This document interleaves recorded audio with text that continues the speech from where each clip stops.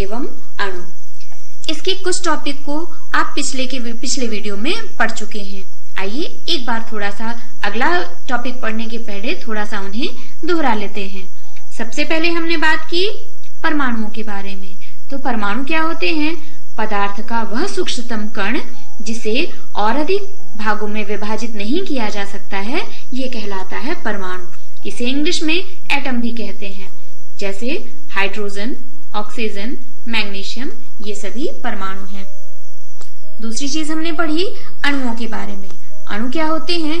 दो या दो से अधिक परमाणुओं का समूह जो आपस में रासायनिक बंधों के द्वारा जुड़े होते हैं, अणु कहलाते हैं। ठीक है, जैसे यहाँ पर हम पानी के एक अणु की बात करें तो इसमें दो हाइड्रोजन के परमाणु एक ऑक्सीजन के परमाणु के साथ रासायनिक बंधों के द्वारा जुड़े हुए होते हैं और पानी के एक अणु का निर्माण करते हैं।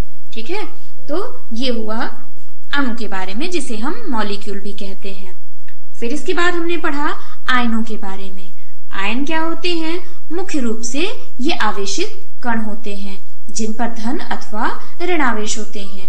जो ऋणावेशित कण होते हैं उन्हें ऋणायन या एनायन कहते हैं, जबकि जो धनावेशित कण होते हैं उन्हें कैटायन या धनायन कहते हैं। ठीक है, और इन्हीं के माध्यम से हम आगे संयोजकता भी पढ़ते हैं। इन सभी का प्रयोग हम करते हैं रासायनिक सूत्रों को लिखने में। तो आज हम पढ़ेंगे रासायनिक सूत्र क्या होते हैं और इन्हें हम कैसे लिखते हैं, ये सीखेंगे। तो किसी पदार्थ के अणु को संकेत के रूप में प्रदर्शित करना ही रासायनिक सूत्र कहलाता है। ठीक है, और इसे अणुसूत्र भी कहते हैं। जैसे जल का अणुसूत्र H2O होता है। इसमें हाइड्रोजन के दो परमाणु ऑक्सीजन के एक परमाणु के साथ रासायनिक बंध द्वारा जुड़े हुए होते हैं। अब रासायनिक सूत्र कैसे लिखते हैं, आइए सीखते हैं। किसी यौगिक का रासायनिक सूत्र उसके संगठक का प्रतीकात्मक निरूपण होता है।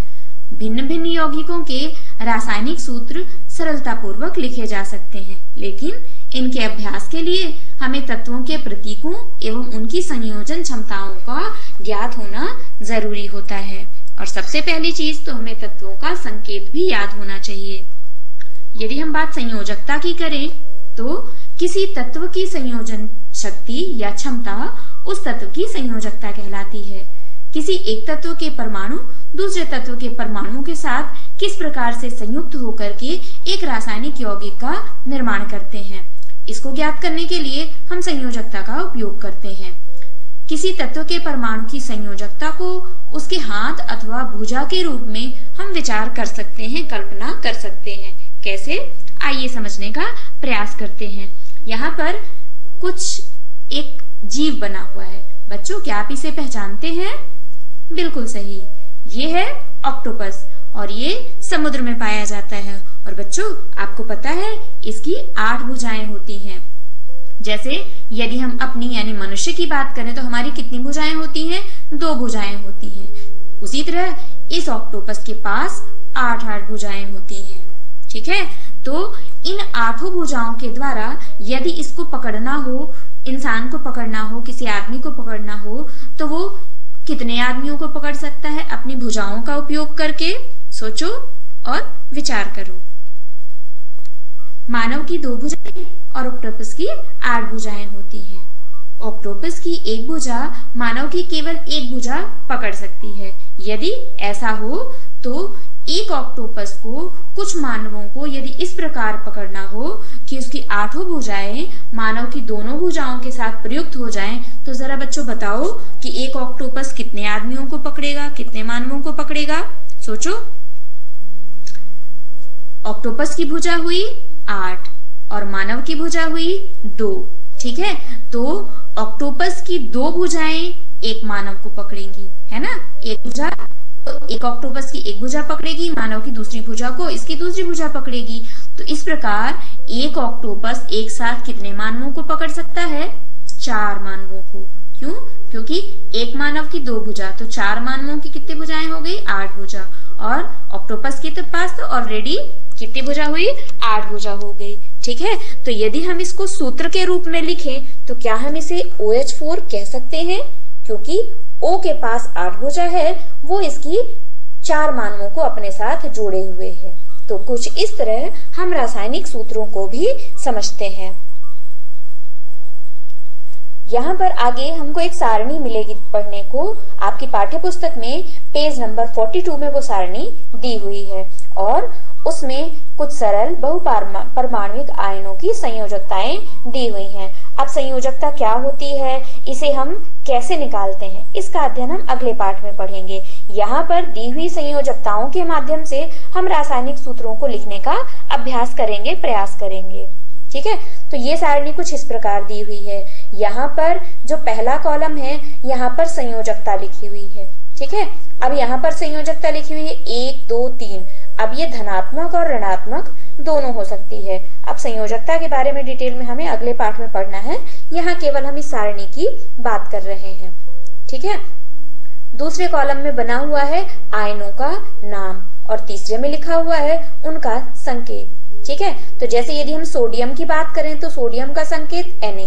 ठीक है, और उसकी संयोजकता 1 होती है, 1 प्लस होती है तो उसके ऊपर 1 धन चार्ज लग जाता है। ठीक है, तो ये सोडियम आयन का संकेत होगा। यदि हम पोटेशियम आयन की बात करें तो पोटेशियम का संकेत होता है K और इसकी संयोजकता है 1 प्लस यानी 1 धन आयन होती है। ठीक है, तो इसका अब पोटेशियम आयन का संकेत क्या हो जाएगा, K प्लस। ठीक है, तो तत्वों के साथ जब उनकी संयोजकता जुड़ जाती है तब वो आयन में बदल जाते हैं।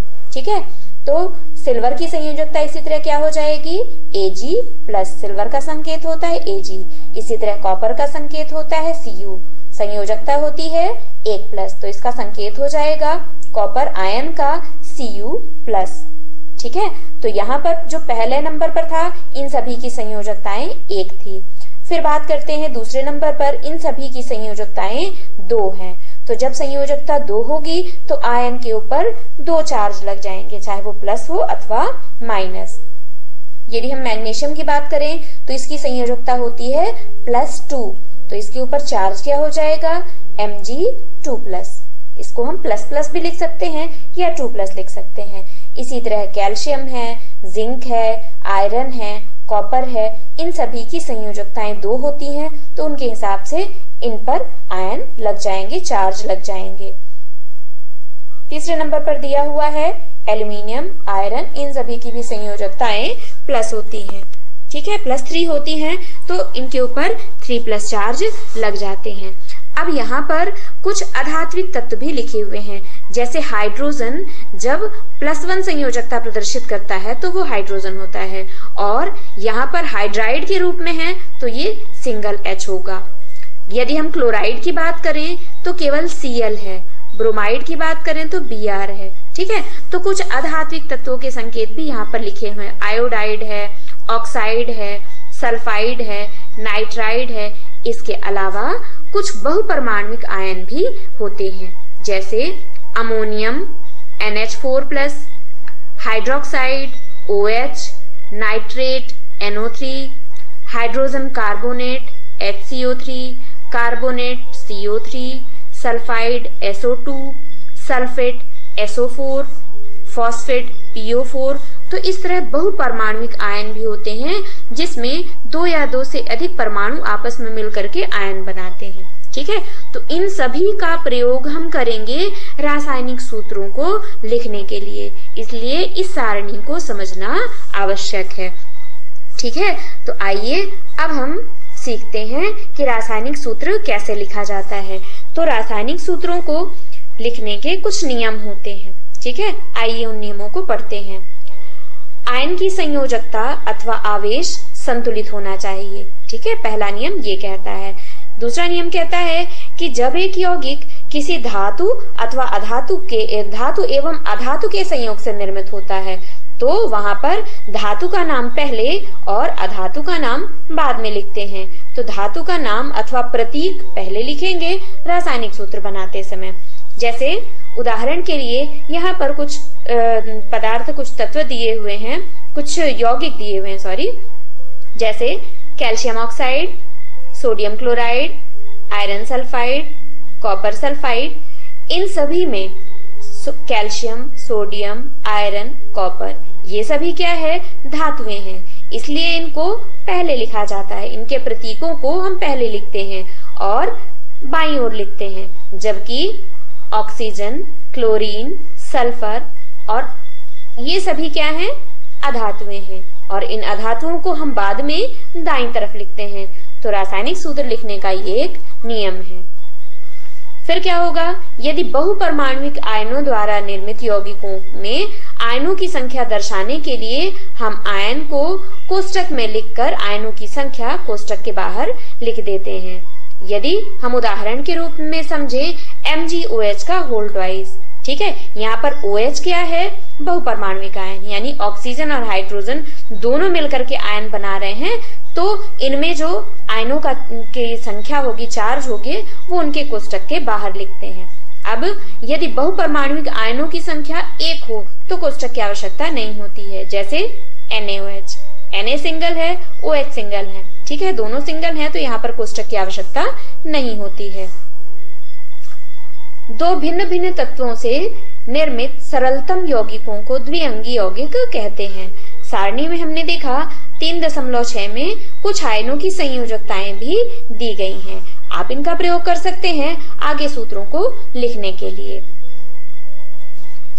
आणविक यौगिकों के रासायनिक सूत्र लिखते समय हम पहले संगठक तत्वों के प्रतीक लिख करके फिर उनकी संयोजकताएं लिखते हैं। इसके पश्चात संयोजित परमाणुओं की संयोजकताओं को क्रॉस करके और अणुसूत्र लिखते हैं। आइए कुछ उदाहरण से इन्हें समझने का प्रयास करते हैं। जैसे पहला उदाहरण हमने लिया है हाइड्रोजन क्लोराइड का। अब इसका सूत्र कैसे बनाएंगे? यहाँ पर सबसे पहला काम हमें क्या करना है? पहली लाइन पर तत्वों के प्रतीक लिखने हैं, ठीक है, और उसके नीचे की लाइन पे हमें संयोजकता लिखनी है, ठीक। तो यहाँ पर हाइड्रोजन का प्रतीक हुआ H, क्लोराइड यानी क्लोरीन का प्रतीक हुआ Cl, और यहाँ पर हम दोनों की अब नीचे संयोजकताएं लिख देते हैं। हाइड्रोजन की संयोजकता +1 और क्लोरीन की संयोजकता -1, ठीक है। और संयोजकता लिख देने के बाद अब दोनों का हमें करना है क्रिस क्रॉस जोड़ा बना देना है, यानी H के साथ ये 1 जुड़ जाएगा, Cl के साथ ये 1 जुड़ जाएगा। चूंकि दोनों में 1 ही है तो रासायनिक सूत्र जो होगा वो अब क्या हो जाएगा? HCl, ठीक है। तो HCl किसका बना? हाइड्रोजन क्लोराइड का। जिसकी संयोजकता धनात्मक होगी वो तत्व पहले लिखा जाएगा, ऋणात्मक संयोजकता वाले तत्व जो होंगे वो बाद में लिखे जाएंगे। तो इस हिसाब से यहाँ पर क्या हो गया? HCl यानी हाइड्रोजन क्लोराइड। अगले उदाहरण को देखते हैं। दूसरा उदाहरण है हाइड्रोजन सल्फाइड का, ठीक है। तो हाइड्रोजन का पहली लाइन में हमें क्या करना है? प्रतीक लिखना है। तो हमने हाइड्रोजन का प्रतीक लिखा H, फिर हमने लिखा सल्फाइड यानी सल्फर का प्रतीक S, फिर दोनों की संयोजकताएं हमने लिख दी। संयोजकता क्या हो गई? पिछली टेबल में हम देख सकते हैं 3.6 में जो सारणी दी हुई है, तो हाइड्रोजन की 1 हो गई और सल्फाइड की यहाँ पे 2 है, ठीक है। तो अब दोनों का जब हम सूत्र बनाएंगे तो हो जाएगा हाइड्रोजन सल्फाइड, और H के साथ 2, S के साथ 1, तो सूत्र बन जाएगा H2S, ठीक है। तो ये हो गया पहला सूत्र हमारा हाइड्रोजन सल्फाइड का। अब आगे हम बात करते हैं कार्बन टेट्रा क्लोराइड की। कार्बन सबसे पहले लिखेंगे, ठीक है, उसका प्रतीक हो गया C। क्लोराइड इसका यानी क्लोरीन का प्रतीक हो गया Cl, ठीक है। अब दोनों की संयोजकताएं लिख दें। कार्बन की संयोजकता 4, क्लोरीन की संयोजकता 1, ठीक है। अब क्या करना है? अगला काम हमें इनका क्रिस क्रॉस जोड़ा बना देना है। तो CCl4, ठीक है। पहले हमने C लिखा, फिर Cl लिखा और Cl के बगल में 4 लिख दिया। तो हमारा ये रासायनिक सूत्र तैयार हो गया, कार्बन टेट्रा क्लोराइड CCl4। अब थोड़ा सा और आगे यदि हम समझें तो मैग्नीशियम क्लोराइड का यदि हमें सूत्र लिखना है तो इस समय हम धन आयन को संकेत के रूप में संकेत Mg2+ लिखते हैं। इसके पश्चात ऋणायन क्लोराइड Cl- लिखते हैं। इसके पश्चात इनके आवेशों को हम आड़ा तिरछा करके लिखते हैं। यदि हम बात करें मैग्नीशियम क्लोराइड की तो ये हो गया मैग्नीशियम, ये हो गया क्लोरीन, और अब यहाँ पर हम इनको आयनों के रूप में लिख रहे हैं आवेश के फॉर्म में। तो मैग्नीशियम पर कितने आवेश होते हैं? 2+, और क्लोराइड पर 1 माइनस। अब वैसे ही क्रिस क्रॉस इनको जोड़ा बना देना है, तो क्या हो जाएगा Mg और Cl2। ठीक है, तो ये बन गया मैग्नीशियम क्लोराइड। अब यहाँ पर हम क्या करते हैं कि इनके ऊपर चार्ज जो है वो नहीं लगाते हैं। मैग्नीशियम क्लोराइड के अणु में 2 क्लोराइड आयन, अब प्रत्येक मैग्नीशियम आयन Mg2+ के लिए होता है। इस प्रकार आयनिक यौगिकों में धनात्मक तथा ऋणात्मक आवेशों का संतुलन होना चाहिए तथा संपूर्ण संरचना उदासीन होनी चाहिए। यहाँ ध्यान देने योग्य बात यह है कि इस प्रकार के सूत्रों में आयनों के आवेशों को दर्शाया नहीं जाता है सूत्र लिखते समय। यदि हम बात करें एल्यूमिनियम ऑक्साइड की, तो बच्चों एल्यूमिनियम का संकेत क्या हुआ? Al, ऑक्सीजन का O। अब दोनों के नीचे आवेश लिख दें। एल्यूमिनियम में कितना आवेश है? 3+ है, और ऑक्सीजन में, ऑक्साइड में 2-। ठीक, वापस से सूत्र लिखते समय क्या करना है? क्रिस क्रॉस जोड़ा बनाना है, तो क्या हो जाएगा? Al2O3। ठीक है, तो बन गया क्या? Aluminium oxide. क्या हो जाएगा? यदि हमें आवेश पता हो जाए तो हम आराम से इसको बना सकते हैं। क्या हो जाएगा? Al2O3। सूत्र हो गया एल्यूमिनियम ऑक्साइड। इसी तरह यदि हम बात करें कैल्शियम ऑक्साइड की, तो कैल्शियम का प्रतीक है Ca, ऑक्सीजन का O, और दोनों पर आवेश कितने हो गए? कैल्शियम 2+ हो जाएगा और ऑक्साइड में 2-। यहाँ पर दोनों तत्वों की संयोजकताएं समान हैं, तो यदि हम इनका सूत्र लिखें तो कैसा बनेगा? Ca2O2। ठीक है, बनना तो ऐसा चाहिए, लेकिन इसको हम सरल रूप में, ये दोनों की संयोजकताएं चूंकि समान है तो हम इनको लिख देते हैं CaO। अब बात करते हैं बहुपरमाणुक आयनों वाले यौगिकों की। ठीक है, जैसा कि हमने जो सारणी पढ़ी थी 3.6, तो उसमें जो बहुपरमाणुक आयन थे वो पढ़े हुए थे। तो जब उनसे जुड़े हुए तत्व जुड़े होते हैं तो उनका सूत्र कैसे लिखते हैं, आइए उनको भी समझते हैं। तो सबसे पहले हम बात कर लेते हैं सोडियम नाइट्रेट की। तो बच्चों साodium का संकेत क्या होता है? Na। यहाँ पर बच्चों किसी भी तत्व का रासायनिक सूत्र लिखने के पहले उनका संकेत याद होना बहुत जरूरी है। सामान्य रूप से हमको सुनने में क्या लगता है? सोडियम S से आता है, तो इसका संकेत S होगा, जबकि S किसका होता है? सल्फर का होता है। सोडियम का संकेत Na होता है। तो रासायनिक सूत्र सीखने के पहले आपको तत्वों के संकेत भी याद होना जरूरी है। अब बात करते हैं सूत्र कैसे लिखें। तो सोडियम का संकेत हो गया Na। ठीक है, और जबकि नाइट्रेट का संकेत कितना हो गया? NO3। ठीक है, अब दोनों के आवेश लिख देते हैं। सोडियम आयन यानी Na पर 1 चार्ज होता है, +1, और NO3 पर क्या चार्ज होता है? 1 ऋणायन। तो बच्चों क्या सूत्र बनेगा इसका? NaNO3। ठीक है, तो सोडियम का सूत्र, सोडियम नाइट्रेट का सूत्र बनेगा NaNO3। इसी तरह यदि हम बात कर रहे हैं कैल्शियम हाइड्रोक्साइड की, ठीक है, तो कैल्शियम हाइड्रोक्साइड में कैल्शियम का संकेत क्या हो जाएगा? Ca, और हाइड्रोक्साइड का OH। ठीक है, और यदि हम आवेशों की बात करें तो Ca में है 2+ और OH में है -1। तो अब सूत्र कैसे बनाएंगे? सीधे क्रिस क्रॉस, CaOH का होल ट्वाइस। यहाँ OH एक साथ है इसलिए कोष्टक के बाहर 2 लगा देंगे, तो सूत्र क्या बन जाएगा? CaOH का होल ट्वाइस, कैल्शियम हाइड्रोक्साइड। पढ़ते हम कैसे हैं? CaOH का होल ट्वाइस, कोष्टक के बाहर 2 है तो इसको हम होल ट्वाइस पढ़ते हैं। यहाँ ध्यान देने योग्य बात यह है कि कैल्शियम हाइड्रोक्साइड का सूत्र CaOH का होल ट्वाइस है, ना कि CaOH2। जब सूत्र में एक ही आयन के 2 या 2 से अधिक आयन होते हैं तो हम उसे कोष्टक का उपयोग करते हैं उसके लिए, और यहाँ पर OH को कोष्टक में रखकर पदांक 2 लगा देते हैं, जो यह निर्दिष्ट करता है कि एक कैल्शियम परमाणु के साथ 2 हाइड्रोक्सिल समूह जुड़े हुए हैं।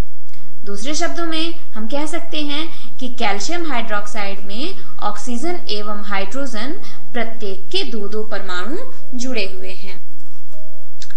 अगला उदाहरण समझते हैं सोडियम कार्बोनेट के रूप में। तो बच्चों सोडियम का संकेत आपको याद हो गया होगा Na, ठीक है, और कार्बोनेट का संकेत CO3, ठीक। और फिर हमने क्या करना है, इनके आवेश लिख देना है। याद नहीं हो तो सारणी का उपयोग कर लीजिए। सोडियम के संकेत में सोडियम आयन 1+ और कार्बोनेट में 2-। तो इस तरह हमारा सूत्र क्या बन जाएगा, फॉर्मूले में फिट करना है क्या, क्रिस क्रॉस Na2CO3, ठीक है। क्या बन गया, Na2CO3। तो ये बन गया सोडियम कार्बोनेट का सूत्र। अब पढ़ लेते हैं अमोनियम सल्फेट के बारे में। अब अमोनियम सल्फेट में यहाँ पर अमोनियम एक साथ है और सल्फेट एक साथ है, ठीक है। तो सबसे पहले अमोनियम का सूत्र NH4, सल्फेट का सूत्र SO4 और इन पर आवेश कितने होते हैं, NH4 में होता है 1+ और SO4 में होता है 2-, ठीक है। अब नियम के हिसाब से करना क्या है, क्रिस क्रॉस, यानी NH4 का होल ट्वाइस यहाँ पे लग जाएगा, ठीक है, क्योंकि NH4 का के साथ दोनों के साथ ये 2 जुड़ा हुआ है, तो NH4 लिख करके होल ट्वाइस लगा देंगे और फिर लिख देंगे SO4।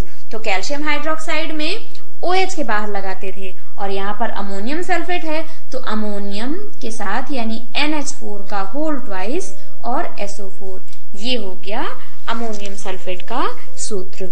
तो बच्चों कुछ इस तरह हमने कुछ उदाहरणों के द्वारा सीखा कि कुछ सरल तत्वों के हम रासायनिक सूत्र कैसे लिख सकते हैं। बस हमको करना क्या है कि उन तत्वों का संकेत पता हो और उनकी संयोजकताएं पता हो, तो हम आराम से इनका जो सूत्र है वो बना सकते हैं। तो अब तक आपने क्या सीखा, उसके कुछ अभ्यास प्रश्न देखते हैं। अब बच्चों आपको बनाना है, इनका सूत्र बनाना है, ठीक है। तो पहला है आपका सोडियम ऑक्साइड। तो सोडियम ऑक्साइड का सूत्र बनाने के लिए क्या करेंगे आप, सबसे पहले दोनों के संकेत लिखेंगे, ठीक है। तो अपनी कॉपी में लिखिए, संकेत पहले किसका आएगा, सोडियम का, फिर आएगा ऑक्सीजन का, तो Na और O, और फिर क्या करना है आपको, सारणी का प्रयोग करके नीचे दोनों की संयोजकताएं लिखनी है और फिर क्रिस क्रॉस के द्वारा जोड़ा बनाना है और सूत्र बना लेना है, ठीक है। तो ये अब आपको काम करना है। दूसरा है एल्युमिनियम क्लोराइड। एल्युमिनियम का संकेत हुआ Al, क्लोराइड का संकेत हुआ Cl, तो इसे भी आप बनाने का प्रयास करेंगे। सोडियम सल्फाइड है तो सोडियम का संकेत Na, सल्फाइड के लिए S, और दोनों की संयोजकताएं लिख करके और सूत्र बनाइए। फिर है मैग्नीशियम हाइड्रोक्साइड। यहाँ पर मैग्नीशियम के लिए Mg और हाइड्रोक्साइड के लिए OH, और नीचे दोनों की संयोजकताएं लिख करके सूत्र बनाइए और इसके बाद चेक करिए कि क्या यही सूत्र मिल रहा है। सोडियम ऑक्साइड का Na2O, एल्युमिनियम क्लोराइड का AlCl3, सोडियम सल्फाइड का Na2S और मैग्नीशियम ऑक्साइड का MgOH का होल ट्वाइस, ठीक है। तो बच्चों आप सूत्रों को बनाने का प्रयास करिए, अभ्यास करिए और चेक करिए कि ऐसा बन पाता है या नहीं। अगला प्रश्न है, निम्नलिखित सूत्रों द्वारा प्रदर्शित यौगिकों के नाम लिखिए, ठीक। तो अब आप समझ गए होंगे कि एल्युमिनियम का ट्वाइस लगा हुआ है, ठीक है, और SO4 है, यानी Al क्या है, एल्युमिनियम है, SO4 क्या है, सल्फेट है। तो अब बताइए इसका सूत्र क्या होगा। दूसरा संकेत है CaCl2, Ca यानी कैल्शियम, Cl2 यानी क्लोराइड, ठीक है। फिर अगला है K2SO4, K यानी पोटेशियम और SO4 यानी सल्फेट, यहाँ पर SO4 एक साथ है। इसी तरह KNO3 में K यानी पोटेशियम, NO3 यानी नाइट्रेट। इसी तरह CaCO3, यहाँ पर Ca यानी कैल्शियम और CO3 यानी कि कार्बोनेट, ठीक है। तो बच्चों इनका सूत्र भी लिखने का प्रयास करिए और चेक करिए कि ऐसा आंसर मिलता है कि नहीं। पहला है Al2SO4 का होल थ्राइस, यानी ये क्या हो गया, एल्युमिनियम सल्फेट। दूसरा हो गया CaCl2 यानी कैल्शियम क्लोराइड। तीसरा हुआ K2SO4 यानी पोटेशियम सल्फेट, और KNO3, K यानी पोटेशियम, NO3 यानी नाइट्रेट, पोटेशियम नाइट्रेट।